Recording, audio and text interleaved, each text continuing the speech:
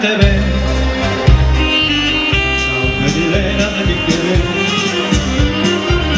la que de niña con su alegría mis ilusiones supo entender. Ya eres toda una mujer al ver a mí en tu caminar, que derrochando gracia y ironía vas por las calles de tu ciudad.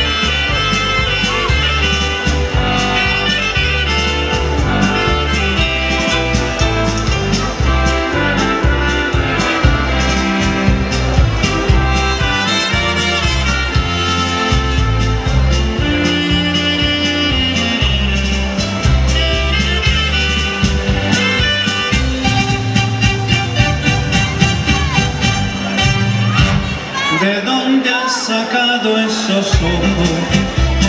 ¿De dónde esa forma de mirar? ¿De dónde has sacado esa boca que me alborota con su besar? ¿De dónde has sacado ese tipo? ¿De dónde te estilo al caminar? ¿De dónde, mi niña, de dónde? ¿De dónde vienes?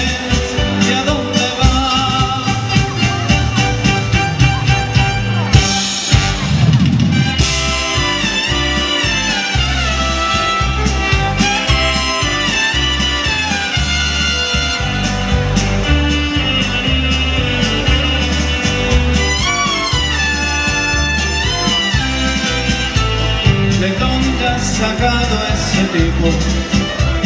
¿De dónde tu estilo al caminar? ¿De dónde, chiquilla, de dónde?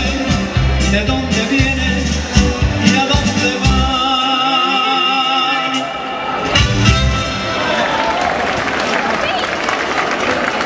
Orquesta Compostela, les trae un cordial saludo y les deseo felices fiestas, señoras y señores.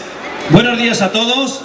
Estamos encantados de que nos hayan invitado a compartir estas fiestas tan importantes para ustedes y entrañables, y al mismo tiempo para nosotros. San Roquiño en fiestas, señoras y señores. Nuestro más sincero agradecimiento a todas las personas, comisión que han colaborado para que esto fuera posible, especialmente a la del día de hoy. Han escuchado todo un clásico que no se escucha ni en todas las verbenas ni todos los días, interpretado por estos grandísimos músicos que tengo aquí a mis espaldas de la Orquesta Compostela.